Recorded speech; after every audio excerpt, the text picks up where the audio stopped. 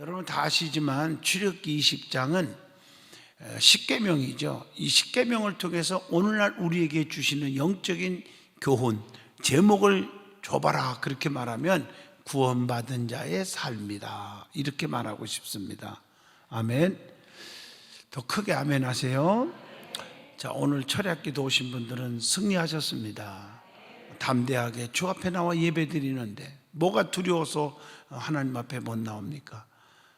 한국 기독교처럼 전 세계에서 코로나로 인해서 방역 지침을 최고 잘 지키는 단체가 기독교잖아요. 거리 두기 하고 마스크 쓰고 체크하고 다 하는데도 예배를 방해하면 그 사탄의 역사지 하나님의 역사라고 볼 수는 없습니다. 어떻든 간에 우리는 예배를 통해서 하나님을 만나는 축복이 있기를 축복합니다. 자, 오늘 이 십계명은 구원받은 자의 삶. 자, 이스라엘은 죄로 인하여 하나님에 대한 지식과 선과 악, 그러니까 선악을 분별하는 그 분별력을 잃어버렸단 말이에요. 선과 악을 분별할 수가 없어. 뭐가 악인지 뭐가 선인지를 몰라요. 오늘 본문 1절을 보시면요, 그러나 하나님께서는 이스라엘을 너무너무 사랑하사 큰 권능으로 애굽 땅 종되었던 곳에서 인도해 내셨다는 거 아닙니까? 그리고 하나님께서는 시내산에 강림하사 하나님의 소유된 백성, 즉 제사장 나라로 택하신 이스라엘 백성들에게 뭘 주셨어요? 계명을 주셔서 십계명을 주신 거예요. 이 십계명은 어떻게 보면 구원 얻는 수단으로 지키는 게 아니에요. 여러분, 율법으로 구원받는 게 아니죠. 계명으로 구원받는 건 아닙니다.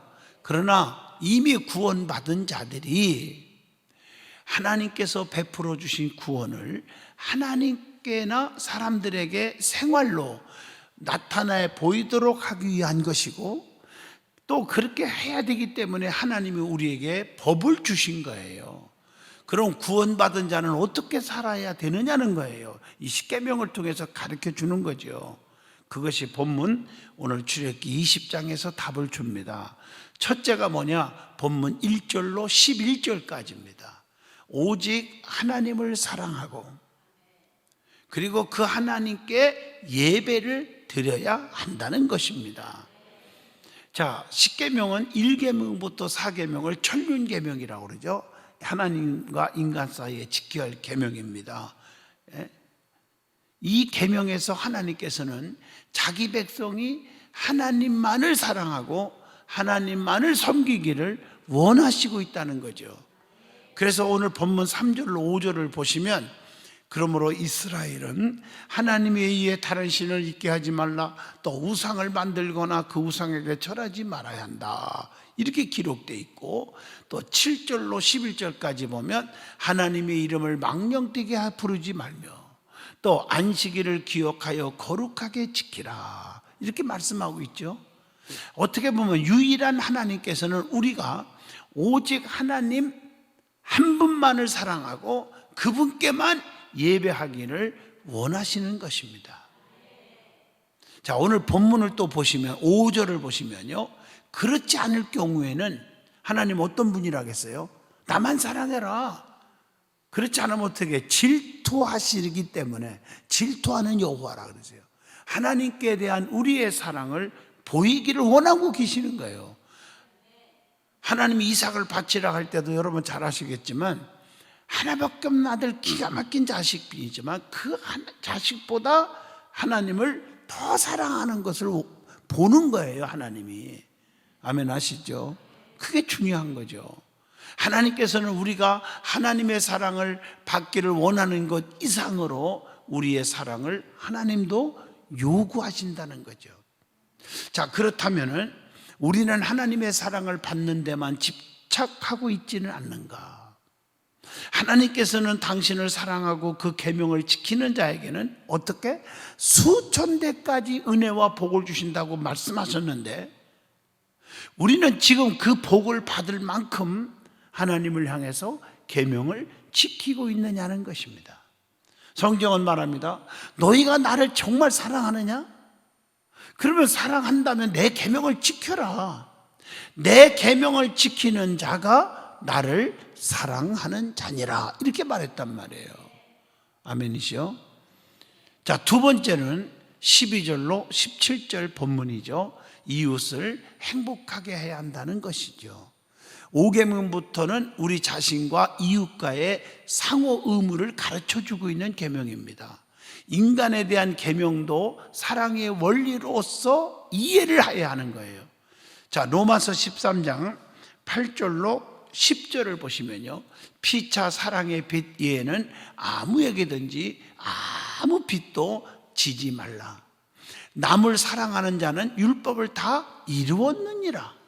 또 뭐라고 말씀했어요? 그러면서 간음하지 말라, 살인하지 말라, 도둑질하지 말라, 탐내지 말라 한 것과 그 외에 다른 계명이 있을지라도 내 이웃을 내 자신과 같이 사랑하라 하신 그 말씀 가운데 다 들었느니라.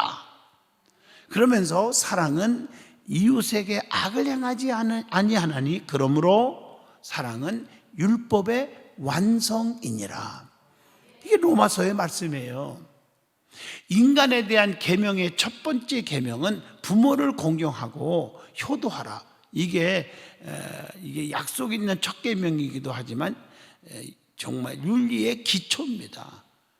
그리하면 어떻게 되느냐? 보장이 있어. 그리하면 하는 보장이 있어. 본문 12절에 내 생명이 길리라. 아멘. 또 다른 말씀을 보면 장수하리라. 자, 그리고 6계명부터 쭉 보면 13절에 살인하지 말라, 14절에 간음하지 말라, 15절에 도둑질하지 말라, 16절에 거짓 증거하지 말라.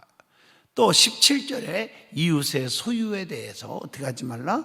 탐내지 말라. 이렇게 말했죠. 이런 계명들은 모두 이웃을 해치거나 괴롭게 하지 말라는 것입니다. 너로 인해서 이웃에게 상처받게 해서는 안 된다는 거죠. 단순히 문자대로 지킨다고 다 되는 것이 아닙니다. 자, 마태복음 5장 21절로 48절에 예수님의 해석을 참고하여야 합니다. 거기 보면 살인, 간음, 도둑질, 거짓말, 탐심 그 자체보다도 그러한 마음가짐이 더 악한 것이라고 주님이 말씀하고 계시잖아요. 그러므로 우리가 이웃을 사랑한다면 이웃을 괴롭히고 해치는 일을 절대로 해서는 아니 된다는 말씀입니다. 그것은 중요한 것은 내 마음가짐이 얼마나 중요하냐는 것입니다. 예수님께서는 이 모든 계명들을 내 이웃을 내 몸과 같이 사랑하라 하는 말로 아주 요약을 해버렸어요. 그게 마태복음 19장 19절이죠. 자, 내 이웃을 내 자신과 같이 사랑하라 하신 것이니라 이렇게 말씀했단 말이에요. 자, 그렇다면은 우리는 이웃을 대할 때 사랑에서 벗어난 행동을 하지 않는지, 그리스도인들은 이웃을 행복하게 해줘야 함에도 불행하게 하고 있지는 않는지, 나 때문에 상처받게 한 적은 없는지 다시 한번 반성을 해보게 합니다. 자, 구원받은 자가 어떻게 살아야 합니까? 세 번째, 본문 18절로 21절입니다. 하나님을 경배하고 하나님이 우리에게 명령하신 그 명령을, 법도를 반드시 지켜야 한다, 그런 말씀입니다. 자, 오늘 본문 18절을 보면 하나님께서 시내산에 강림하시는 모습은 너무나도 위험 있고 두렵고 무시무시하잖아요. 그래서 20절에 그것은 이스라엘이 하나님을 경외하고 또 하나님의 법을 지키며 또 범죄하지 않도록 하기 위함이라는 겁니다. 하나님께서는 사랑의 하나님만이 아니라 어떻게 보면 위험 있고 두려운 분이다. 오늘날 여러분들 이걸 아셔야 돼요. 하나님의 양면성, 엄청나게 사랑이 넘치는 분, 요것만 믿고 사니까 상처받고 시험 들고 하나님 앞에 범죄하는 거예요. 사랑이 많죠. 그건 맞아요. 그런데 하나님 왜 나에게 이렇게 할까? 나에게 왜 안 도와줄까? 하고 원망하는 거예요. 여러분, 성경은 분명히 하나님은 질서의 하나님, 공의로운 하나님이에요. 그래서 사랑이 넘치는 하나님이 동시에 무서운 진노의 하나님이기도 합니다. 그래서 하나님의 법도대로 사는 자는 축복이지만 그렇지 않은 자는 저주입니다. 믿는 자는 천국이지만 안 믿으면 지옥에 가는 거예요. 신명기 28장 6절에 봐도 말씀대로 순종하는 자에게는 모든 복을 주는데 들어와도 복을 받고 나가도 복을 주지만 그렇지 않는 자에게는 반대로 19절에 들어와도 저주받고 나가도 저주받는다고 했단 말이에요. 하나님은 양면성이 있어요. 그러니까 하나님의 법도대로 지키고 사는 자에게 축복이 오는 거지, 그 법을 지키지 않고 자기 고집대로 살아가는 자에게 똑같은 복을 주시는 하나님은 아니라는 것입니다. 믿어지면 아멘 하시죠? 그래서 항상 양면성을 제가 누누이 말씀드리죠. 영에 속한 자가 있고 육에 속한 자가 있다. 두 가지로 나눠져 있어, 사람도. 그래서 영에 속한 자에게 하나님께서는 뭘 주신다? 영에 속한 자는 영의 일을 생각하다가 생명과 평안을 주지만 육에 속한 자는 육의 일을 생각하다가 어떻게 하면 무엇을 먹을까, 무엇을 마실까, 입을까 이것만 생각하다가 뭐라고 돼 있어요? 사망에 이르느니라. 멸망을 받는 거예요. 여러분 이걸 아셔야 돼요. 그래서 우리는 하나님의 법도대로 살면, 하나님 뜻대로 섭리 가운데 순종하고 살면 상상을 초월한 전능하신 하나님의 복을 누리게 되는 것이죠. 자, 그렇다면 질문을 또 던지면서, 오늘날은 많은 사람들이 너무 교만해서 하나님을 경외하지 못함을 보면서 무슨 생각을 하느냐는 겁니다. 사람의 본분은 하나님을 경외하고 그 명령을 지키는 것인데 우리는 어떻게 살고 있느냐는 거예요. 하나님을 경외함 없이 지금까지 살고 있지는 않은지 한번 반성을 해보게 됩니다. 자, 마지막으로 구원받은 자는 어떻게 살아야 하느냐? 자, 네 번째, 본문 22절로 26절이죠. 마음과 생활로서 전적으로 예배해야 한다, 그런 얘기입니다. 그러니까 하나님께서 모세에게 이스라엘 백성들에게 전하라고 말씀을 주시잖아요. 그래서 본문 22절로 23절을 보면은요, 내가 하늘에서부터 말하는 것을 너희가 친히 보았으나 하나님을 예배할 때 우상화하지 말라고 성경은 가르쳐주고 있습니다. 그래서 우리도 정말 그리고 자기 백성을 위해서 토탄을 쌓고 그 위에 양과 소로 번제와 화목제를 드리고 그 다듬은 돌로 단을 쌓지 말라, 이렇게 24절로 25절에도 권면했죠.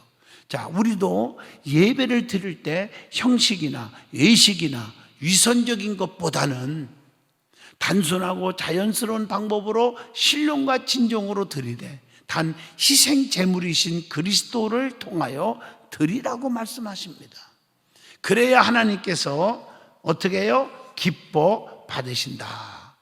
자, 그렇다면 우리는 하나님께 예배 드릴 때 그분을 피조물의 위치로 격화시켜서 우상화하지는 않는지, 또 그리스도를 통하여 정결한 마음과 생활로서 예배 드리고 있지는 않은지, 그렇지 않으면 어떤 자세로 하나님께 예배를 드리고 있는지, 그리스도인들은 하나님을 경외하며 마음과 생활로서 예배 드려야 함을 행하고 있는지 하는 질문을 던져보게 됩니다. 오늘 여러분 출애굽기 20장 말씀을 다시 한번 정리를 해봅니다. 여러분, 하나님이 우리를 사랑하시기 때문에 하나님께서 계명을 주신 거란 말이에요. 만약에 계명이 없다고 그러면 어떻게 됐을까? 하나님의 법이 없다고 그러면 무법천지가 되는 거죠. 맞죠?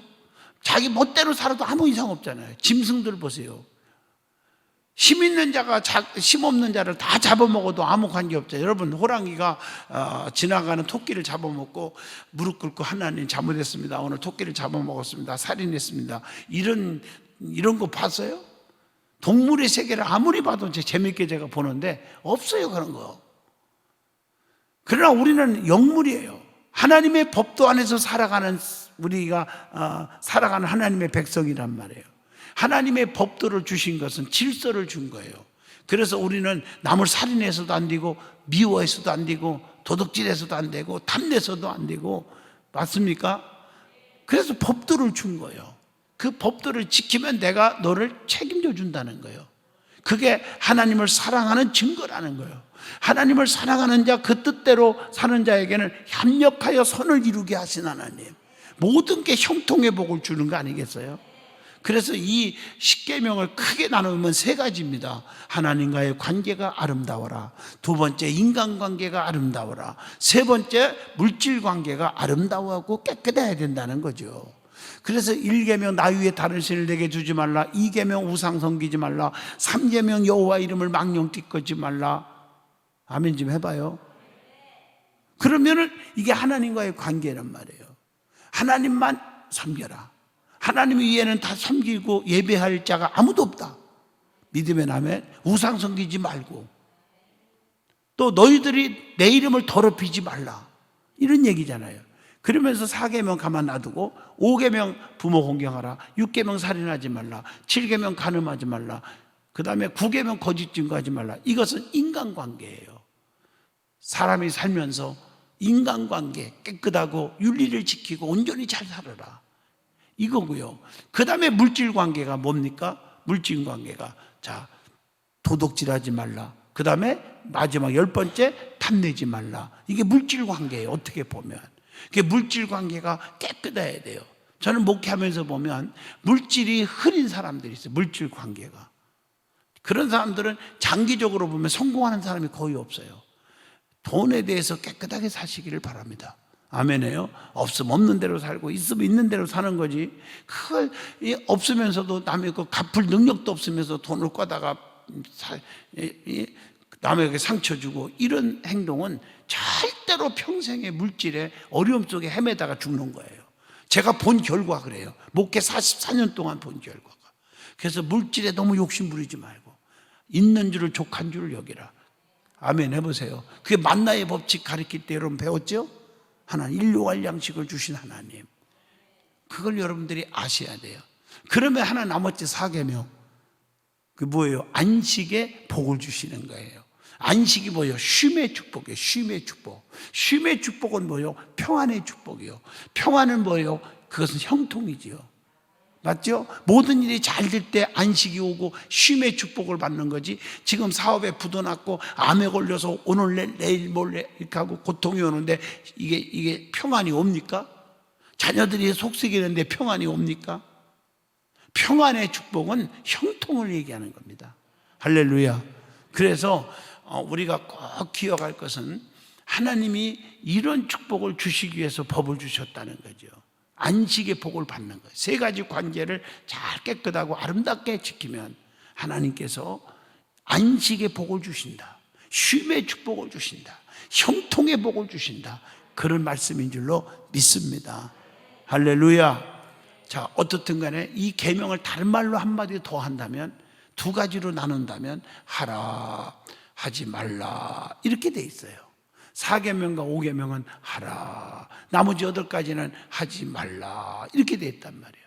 하라는 건 하고 하지 말라는 건 하지 말아야 한다. 하나님이 이것을 종합해 보면, 내용적으로 보면 하나님이 기뻐하시는 일을 하고 하나님이 기뻐하지 않는 일은 하지 말라. 축복받는 일은 하고 터질 일은 하지 말라, 이겁니다. 쉽게 말하면. 깨달으면 아멘 하시죠? 그걸 뭐라고 그래요? 하지 말라는 건 안 하고 하라는 건 하고 하지 말라는 건 안 하고 하는 게 뭐예요? 순종. 순종의 원리죠. 순종이 제사보다 낫다고 그랬습니다. 오늘도 이 법도를 지키면서 살아가는 저와 여러분이 되시기를 바랍니다. 기도합니다. 거룩하신 하나님, 구원받은 자의 삶을 계명론을 통해서 깨닫게 해주시니 감사합니다. 우리는 정말 하나님과의 관계 회복, 이웃과의 관계 회복, 또 물질 관계가 깨끗하고 회복되게 하여 주시옵소서. 그래서 하나님께서 보장해 주시는 축복을 저들이 다 누리게 하여 주시옵소서. 주님만을 사랑합니다. 주님을 의지합니다. 주여, 복의 복을 더하시고 지경이 넓혀지게 하시고 은혜의 담비가 넘치게 하여 주시옵소서. 예수님 이름으로 기도합니다. 아멘.